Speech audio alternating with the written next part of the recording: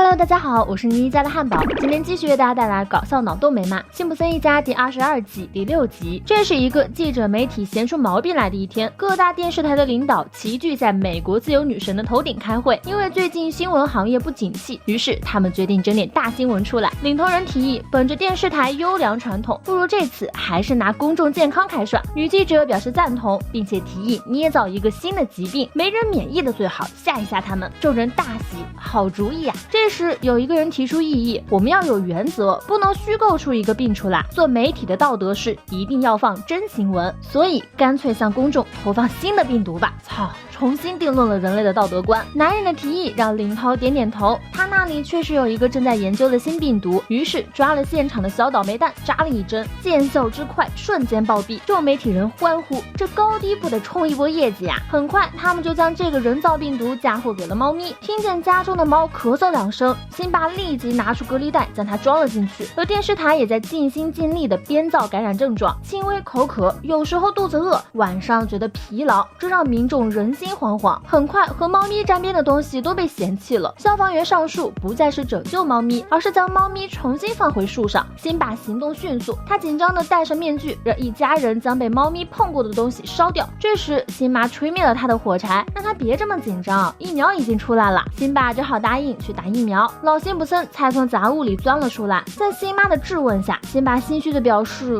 我没看见，我以为它只是一堆抹布。”好家伙，带孝子！注射地点外，每家每户都在排队等待。这时，镇长表示：“大家放心，我们这边的疫苗能够保证每家每户的一个孩子注射。”众人议论纷纷。镇长大喊：“你们少逼逼，赶紧选让哪个孩子打疫苗吧！”就在这时，资本家带着他的小蜜一路横冲直撞，将等待接种疫苗的众人撞开。他走到镇长面前，直言要一份自己和小蜜的疫苗，然后再要30支给他的猎犬注射的疫苗。即使医生说狗子不会感染这个病毒，但资本家就不，他就要硬抢。镇长也制止了医生，毕竟这资本家是整个镇上唯一交税的人。这时，小蜜抱起桌上的疫苗，转身通知老板，最好在民愤爆发之前先跑路。于是，资本家驾驶的车辆直接碾碎了剩下所有的疫苗。保安见疫苗碎了一地，立刻扑了进去打滚。总之，这场荒诞的闹剧最终一个人都没能打上疫苗。然而，资本家也没好到哪里去。家庭医生为他做了治疗和检查之后，很遗憾地告诉资本家：“你时日无多了，大概1只手就能数过来的样子。”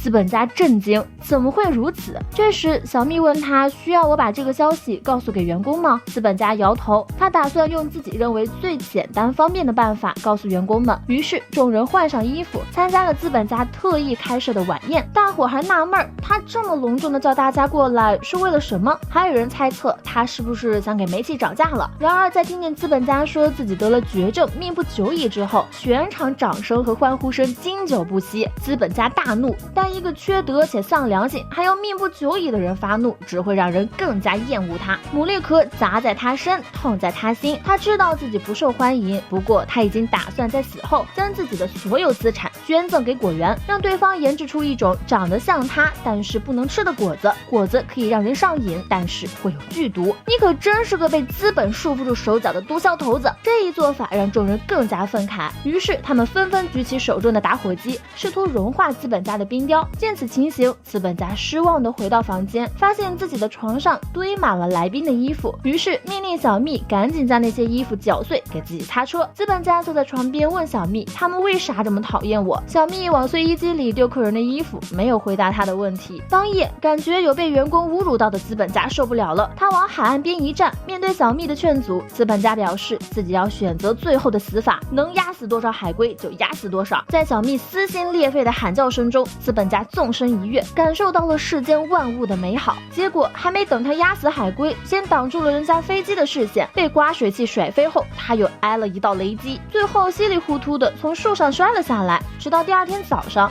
闲逛的小新在树林里发现了他，这时的资本家已经摔坏了脑袋，一副小弱智的表情。眼看着资本家靠近自己，小新不想多管闲事，却发现对方失忆后非常的凄惨，于是良心不安，将资本家带回家中。给他换上了自己的衣服，并且完全将他当做宠物饲养了。小新表示，我妈不让我养宠物，你个灾种最好安静点。资本家点点头。这时新妈听见房间内有动静，小新赶紧把它塞进衣柜，自己拿着说话的玩偶玩。新妈打开衣柜，没看见动物，于是心满意足的离开了。见人走远了，小新再打开衣柜，发现资本家正在啃食他的玩偶，还吐了一嘴的棉花出来。小新只好给他出去找吃的。而另一边，失去了资本家的小蜜大概是唯一一个会伤心的人，他即将离开这个悲伤的镇子，奔赴新的老板了。电视内正放着资本家的葬礼仪式，来宾们纷纷朝着他的墓地吐口水。被抽走之后，还有另一批，吐完口水还没完，众人就在他的墓地上疯狂起舞。新妈虽然也不喜资本家，但很感慨，幸亏资本家没活着看到这个。就在这时，洗澡洗到一半的资本家突然跑了出来，众人大惊。辛爸这才知道资本家失忆了，他喜不自胜，想象着这个平日奴役自己的老板将会在他手中备受折磨。这时辛妈劝导他，你老板都失忆了，虽然他以前不是个东西，但是对一个失去记忆的弱智实施报复，未免太过缺德。辛爸才不管那么多，他又不是君子，有仇当然就要现在报。于是辛爸将他送到了镇上的审判会上，整个镇子的人都赞同报复资本家。辛小妹犹豫了，她想劝导众人放下仇恨，立地成佛，殊不知这一屋子全是怒目金刚。当然辛小妹的辩护并不能起作用，众人就是想报复回去，辛小妹只能叹气。而此时的小蜜还在秘密基地照顾着总统。另一边，春田镇的众人已经开始实施报复计划。辛爸首当其冲，用罗北将其引诱到了工地，在工地一番戏耍，差点没把资本家当场摔死。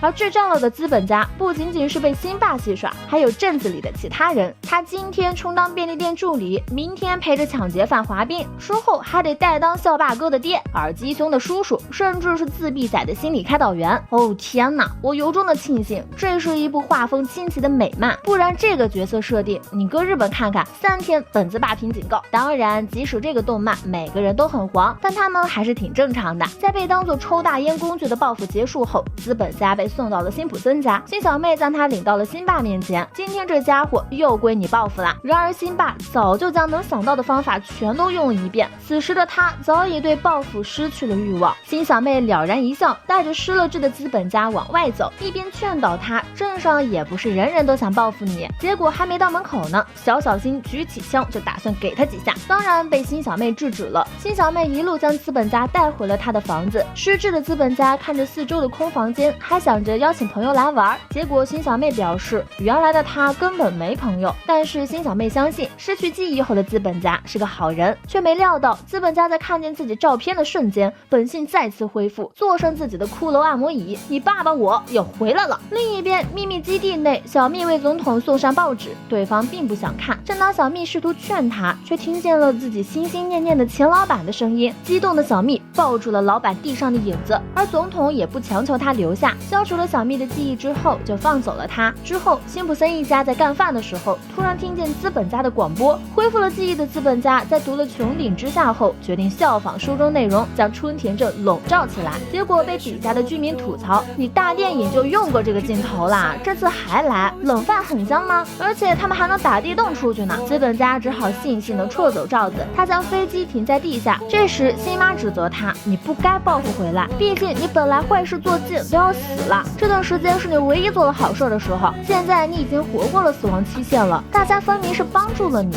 资本家还是第一次听说这么扯淡的理由，他感觉似乎好有道理的样子，于是送了一颗糖给路边的小朋友，结果下一秒他浑身病痛悉数爆发，资本家连忙抢回了那颗糖，小朋友哭着离开后，他的病瞬间就好了。这时资本家意识到让自己活下去的不是做好事，而是憎恨和吸血，于是他心满意足地离开了，却没想到校霸哥也在飞机上，并且还逼迫他当爹参加校园表演，资本家当场拒绝了。然而校霸哥抢过小蜜的操纵感，打算同归于尽，最后他的节目资本家还是老老实实的当了爹。第一段媒体那个怪讽刺的，为了创造业绩连病毒都搞出来了，很难不说美利坚的日常着实让人看不太明白。之后的资本家故事也挺好笑的，意识不到自己究竟为何让人讨厌，在失忆整改之后仍然在看到照片的瞬间恢复记忆，一做好事就会死，这就是当代资本家吗？本期视频就到这里啦，喜欢的小伙伴别忘了点赞评论加关注，咱们下期再见，拜拜。